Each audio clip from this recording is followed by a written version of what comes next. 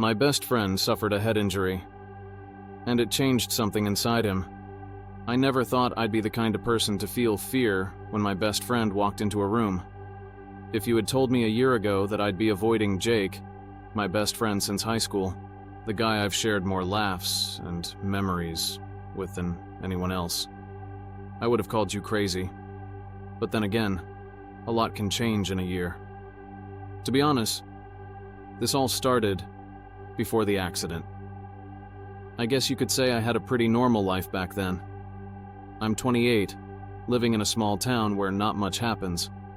I work at a local insurance office, the kind of job that's not too exciting, but it pays the bills. It's the kind of life where the most thrilling part of my week used to be grabbing a drink with Jake at the bar down the street, or staying up late playing video games, trying to beat each other's high scores. Jake was always the life of the party, the kind of guy who made everything more fun. He had this way of lighting up a room, you know? Always joking around, pulling stupid pranks, getting people to loosen up. Even if you were in the worst mood, spending 5 minutes with Jake would have you laughing till your sides hurt. We'd been inseparable since high school. Hell, even after college, we both ended up back in this town, renting apartments in the same building. Our lives just sort of synced. Then, the accident happened. It was a rainy night in late December, the road slick with ice. Jake and I had been hanging out at my place watching some dumb action movie, throwing back a couple of beers. Nothing out of the ordinary. Around midnight, Jake decided to head home. He lived in the next building over, just a short walk, so neither of us thought anything of it. I can still remember his last words as he put on his coat, slurring slightly. "Don't worry, man, I'll make it home in one piece." He gave me that signature grin and headed out the door. But he didn't make it home. I got the call from his brother an hour later. A driver had lost control on the icy street and hit Jake while he was crossing. The car hadn't been speeding, but it didn't matter. Jake's head hit the pavement hard, and by the time the ambulance arrived, he was barely conscious. The doctors put him in a medically induced coma to manage the brain swelling. They didn't know if he'd ever wake up. Those weeks were some of the longest in my life. I visited the hospital every day, pacing the halls, sitting with his family, hoping for any sign of improvement. The doctors said if he did wake up, there was no guarantee he'd be the same. Head injuries, they said, could change a person. Memories, emotions, even personality. I didn't want to believe it. I kept thinking, this is Jake. He's tough. He'll pull through. And eventually he did. After nearly a month, Jake woke up. The doctors were cautious, but optimistic. He was groggy, disoriented, but alive. That was all I cared about at the time. My best friend was still alive. For a while, everything felt like it was going to be okay again. We'd get back to our old routines. Things would settle down. But it didn't happen like that. Not even close. At first, the changes were subtle, almost easy to miss. Jake was quieter than before, but that wasn't so strange considering everything he'd been through. He was still recovering, still adjusting to life after the accident. It made sense he wouldn't be back to his usual self right away. But even after a couple of months, something about him felt off. I'd try to joke with him the way we used to, but he wouldn't laugh. Not in the same way, at least. His laugh used to be this big, booming sound that could make everyone else in the room join in. Now, when he laughed, it was short and forced, like he didn't really get the joke but felt like he had to pretend. And then there was the staring. I remember the first time I really noticed it. We were sitting in his apartment, just the two of us, watching a basketball game on TV. Jake wasn't paying attention to the screen, though. He was just staring at me. At first, I thought maybe he was zoning out, but after a few minutes, I got uncomfortable and asked him what was up. "Nothing," he said, blinking and looking away like he'd been caught doing something wrong. But the way he said it, his voice so flat, so emotionless, made the hair on the back of my neck stand up. That wasn't Jake. Jake never just stared at people like that. It wasn't long before other people started noticing, too. Our mutual friends, who had always been drawn to Jake's energy, began to make excuses to avoid hanging out with him. One of them, Mark, pulled me aside at a bar one night and asked if I'd noticed anything weird about Jake.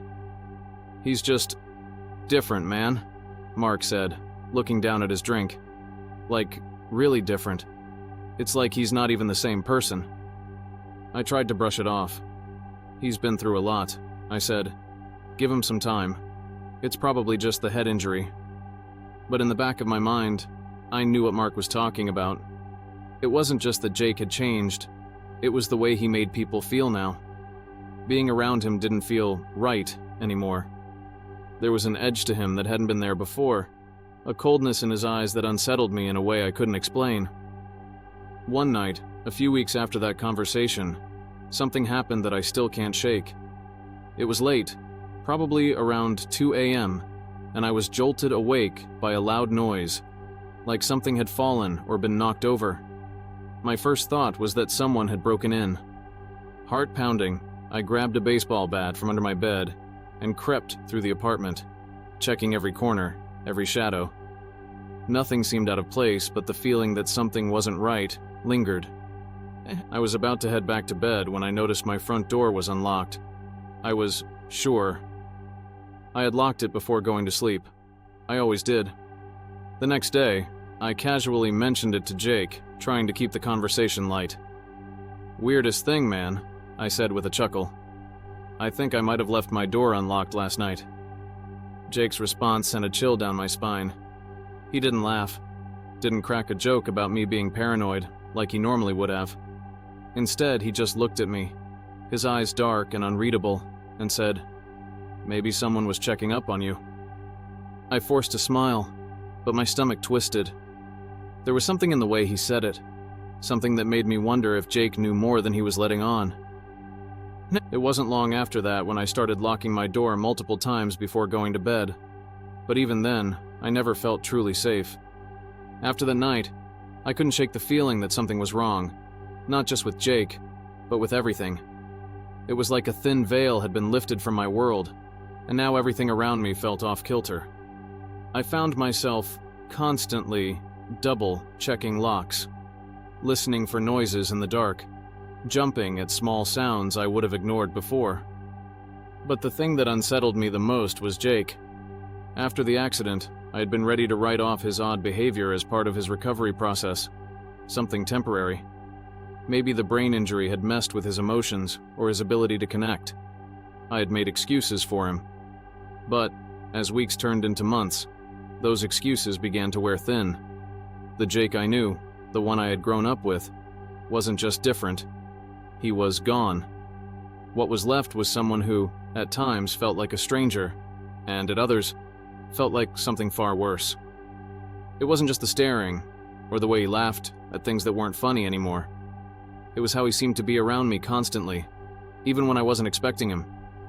There were times I'd leave work late and see him standing on the corner of my street, like he was waiting for me. Once or twice, I chalked it up to coincidence.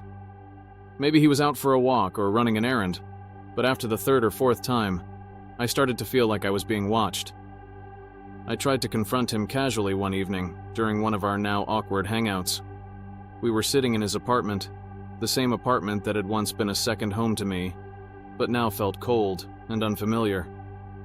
"You've been out a lot lately," I said, keeping my voice light, trying not to sound accusatory. "I've run into you a couple of times after work."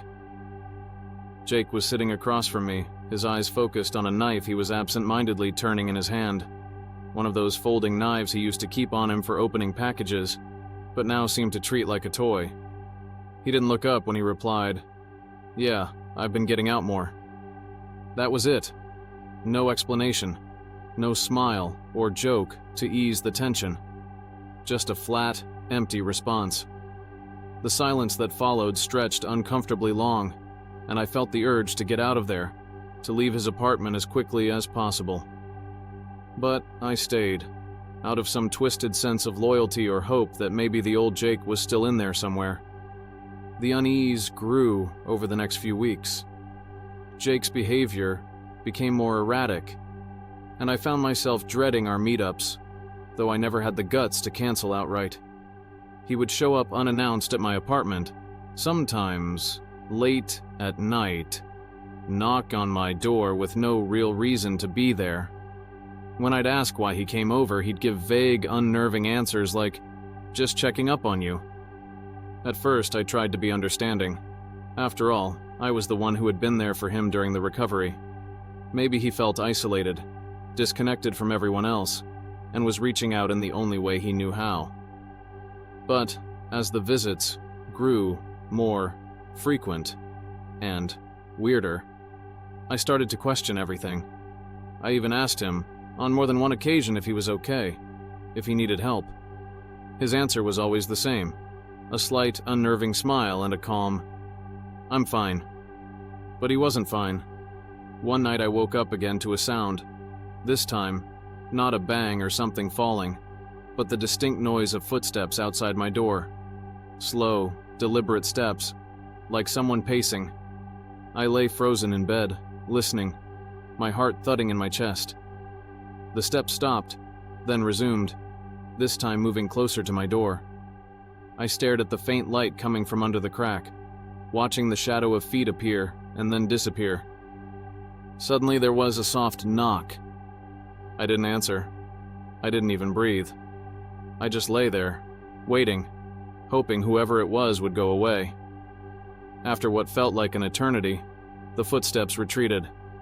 I didn't get up until morning. The next day I texted Jake, asking if he had stopped by. I half hoped he would say yes, that it was just him being weird and invasive again, but his response chilled me to my core. Wasn't me. Why? I stopped sleeping well after that. Every noise in the apartment became a potential threat. Every shadow in the hallway something to be feared. But what scared me the most was the growing sense that it was all tied to Jake. The strange occurrences, the footsteps at night, the eerie feeling of being watched. It all seemed to lead back to him. It wasn't long after the footsteps that things started disappearing. Small things at first. My keys, my phone charger, a book I'd been reading. Items would vanish from my apartment without explanation, only to turn up days later in places I knew I hadn't left them. I began to feel like I was losing my mind. I even convinced myself that maybe I was being paranoid, that the stress from Jake's recovery and the strange tension between us was making me misplace things. Then, one day, I found something that I knew I hadn't lost. It was a photograph, an old picture of Jake and me from our high school days, back when things were simpler. We were sitting on the hood of Jake's beat-up car, grinning like idiots, beers in hand. The picture had been tucked away in a drawer in my bedroom, one I hadn't opened in months. But now it was lying on my kitchen counter, perfectly placed in the center like someone had left it there for me to find. My stomach dropped. I knew without a doubt that I hadn't touched that photo in ages. And there was only one person who had access to my apartment, only one person who would know where to find something like that. Jake. I started avoiding him after that. Whenever he'd text or call, I'd make excuses, work, exhaustion, anything to keep my distance. But it didn't stop him from showing up. He would knock on my door at random hours, sometimes in the middle of the night. When I wouldn't answer, I'd hear him walk away after a while, but the uneasy feeling would linger for hours. I tried to tell myself I was overreacting, that he was just going through a rough time, that I was letting my imagination run wild. But deep down, I knew there was something seriously wrong with him. I could see it in his eyes, whenever we crossed paths. That cold, empty look that made me feel like he wasn't really seeing me at all. Like he was looking through me, or worse, into me. The final straw came one night when I came home from work, exhausted, and found Jake waiting for me in the hallway outside my apartment. He didn't say anything, just stood there, leaning against the wall with that blank expression. I fumbled with my keys, trying to unlock the door as quickly as possible, but my hands were shaking. As I opened the door, Jake finally spoke. His voice was low, almost a whisper. You don't have to be afraid of me, you know. I froze, halfway through the doorway. I didn't turn around, didn't respond. I just stepped inside and closed the door behind me, locking it immediately. My heart was racing, and my skin crawled with the feeling that he was still standing there, watching the door, waiting. After that, I knew it wasn't just paranoia. Something had changed in Jake, something dark and dangerous, and it was only getting worse. After that night, I knew something had to change. My avoidance, my excuses, they weren't working anymore. Every time I tried to pull away from Jake, it only seemed to pull him closer. And with each passing day, my fear grew. Not just of Jake, but of what he might do, of how far this might go. I started making plans to leave. It wasn't just about moving out of my apartment, it was about getting away entirely. New city, new job, a clean break from everything that tied me to him. It was drastic, sure, but I didn't see any other way. I couldn't stay, not when every knock at my door sent my heart racing, not when I was starting to dream about him standing over my bed, watching, waiting for me to wake up. But before I could leave, I needed to confront him one last time. I had to tell him, tell someone, that this had gone too far. I needed to look him in the eyes and make it clear that whatever this was, whatever had happened to him, it needed to stop. Maybe that was naive of me, but I still clung to the idea that some part of the old Jake was in there, buried beneath whatever darkness had taken hold of him. So, one night, I went to his apartment. My hands were shaking the entire walk over, but I kept telling myself this was necessary. Maybe it would even help. Maybe he didn't realize how much he had changed, how terrifying he'd become. Maybe he could still be reasoned with. The building felt colder than usual, the hallways dimly lit and quiet. I knocked on his door, my heart thudding in my chest, and waited. He opened it almost immediately, as if he'd been expecting me. His face was unreadable, that same calm expression he'd been wearing for months. But his eyes, they were darker than I remembered, empty of the warmth they once held. "Hey," I said, my voice shaking despite my best efforts to stay composed. "Can we talk?" Jake stepped aside and gestured for me to come in. I hesitated for a second, but I forced myself to walk in. His apartment looked just as it always did, but now it felt suffocating, like the walls were closing in. I sat on the edge of the couch, not wanting to relax, not wanting to feel comfortable. Jake remained standing, watching me, his eyes fixed on mine in that unsettling way. For a moment I considered leaving, just getting up and walking out. But I couldn't. I needed to do this. "I can't keep doing this," I began, my voice cracking.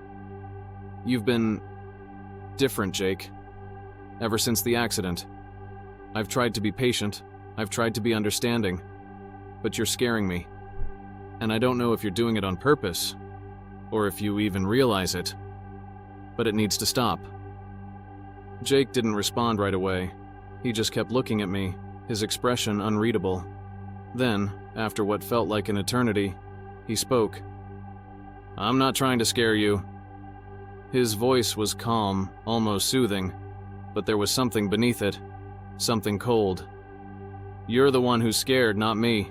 You don't get it yet, but you will." "Get what?" I snapped, my frustration boiling over. "What the hell is going on with you? You're not the same, Jake. It's like you're someone else." His lips curled into a faint smile, but it wasn't reassuring. It was eerie, almost predatory. "I told you. I'm not the one who's changed. You're just seeing things clearly now. You're seeing me for who I really am." I felt a chill run down my spine. What does that even mean? Jake took a step closer, his eyes never leaving mine. "The accident didn't change me. It woke me up. You're still asleep. You still believe in all these things. Friendship, trust, safety. But none of that matters. None of it's real. People are just things. They're weak, afraid. But once you let go of that fear, Once you accept what the world really is, you'll see. Just like I did. His words made no sense, but the tone, the absolute certainty in his voice, made my skin crawl. It was like he was talking about some twisted epiphany, something that had clicked in his mind and taken root. Something that had erased the Jake I once knew. I stood up, backing toward the door. "You need help, Jake. This isn't normal. This isn't you." His smile widened.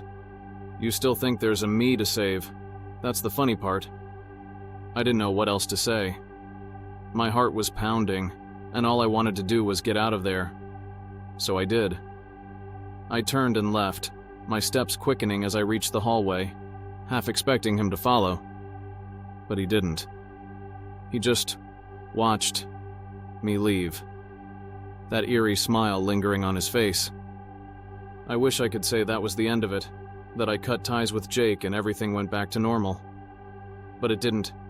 Even after I moved across the city to a new apartment with new locks and no memories of him, Jake was still there, in my mind.